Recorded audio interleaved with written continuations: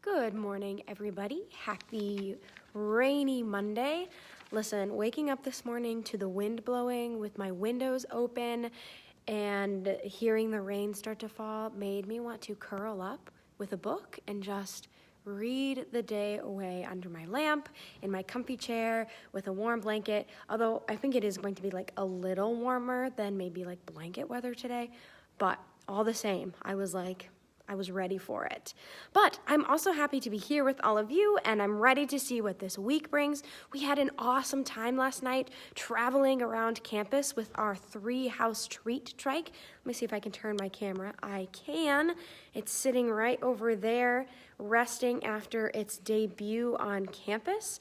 We are really excited to roll it out again in the upcoming weeks. As much as we can safely be on campus, we will be.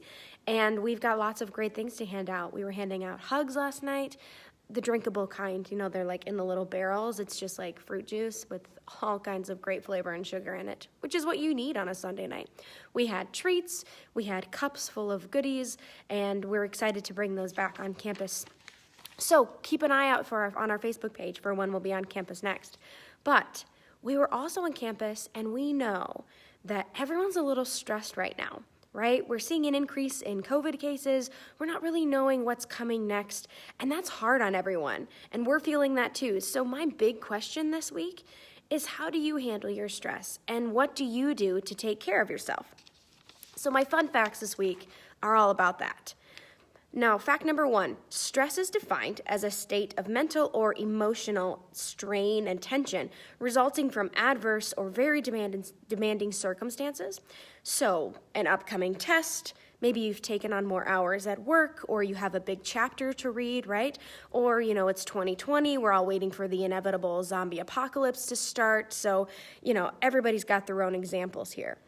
Also, I'm sitting in a rocking chair in the chapel of the theater, and it's very, in the chapel of 3 House, and it's very cozy, but I'll try not to rock so much so, the screen isn't like, woo, but this is a rocking chair. It's very comfy. Anyways, fact number 2, do you ever feel like screaming when you're stressed?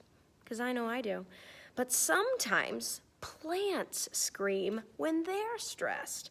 That's right, even plants get stressed. Sometimes it's because they're too cold, or they're too hot, or there's a drought, right? So they're screaming because it's like, oh, I'm so thirsty.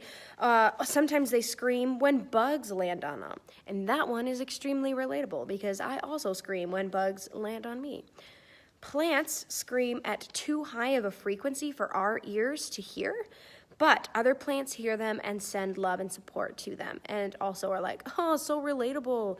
Jerry the tree, I can also hate when bugs land on me. I don't know. Maybe they give each other names. Fact number 3, even our pets get stressed. And for pet owners out there, I'm sure you know this. When cats are stressed, sometimes they're really lethargic, right? And they don't want to do anything. And sometimes it's the complete opposite, where they're really cranky, or they just want to get out of your house and run, or they are really destructive and they tear everything up. And sometimes they might not use the litter box because they're like, if I have to be stressed, you have to be stressed. So I'm just going to go where I want. And sometimes they might overgroom themselves and pull out tufts of hair, right?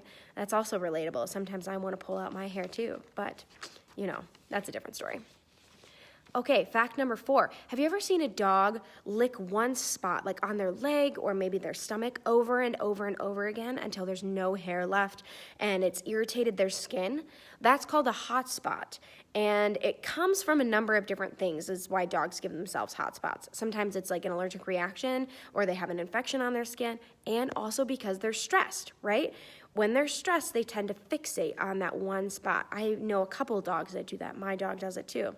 But actually, when my dog is stressed, like this morning because of the little thunderstorm that rolled through, I wrap him up in his thunder jacket, but he doesn't eat. He doesn't hold still. He likes to pace and make sure that he's always by you. And he also tries to hide behind the toilet. So, we've all got our thing. Fact number 5. If you find that you're stressed out and things are getting to you, like you don't understand, you don't know, and that's really, really affecting you, focus on what you do know. right? Take it one step at a time. Do something that centers you or that brings you back into yourself. It gives your brain and your body awake. Sometimes that's, for me, it's working on a puzzle or it's reading one of my favorite books again. For some people, it's binge watching a TV show. Other people, it's going on a walk or a run. Sometimes being outside and just being in the sun is what you need. So take a moment this week to find something that is going to center you. It's going to ground you back in yourself, give your body and your brain a break, and just know that we're here stressing and unstressing with you. All right? So those are your 5 facts this week. Join us tonight for the Awakened Life, which is conversation and meditation on resilience and how to kind of center yourself, right? So if you're looking for something to do to de-stress, join us tonight. They're online or here in person in the backyard. We're going to socially distance and make sure that we're staying safe, but in the there's an event on Facebook that has all of the Zoom information if you want to join us that way. On Wednesday at noon, we will be meeting in the courtyard by Strayerwood Theater and Camrick Art Building for conversation on theater and the arts. So please join us then too. And Wednesday night, we have our worship in the backyard, and that's on Zoom as well. So if you're not ready to meet in person, we totally get that, and that information is on Facebook as well. And Daily Dose of Dave is still happening at 2:10 every day. So join us. Find something to do this week that's going to keep you sane and keep you healthy. We see you and we care about you, and just know that we're here with you. You're not alone. So be safe, be well, and take care of each other. And I'll talk to you all very soon.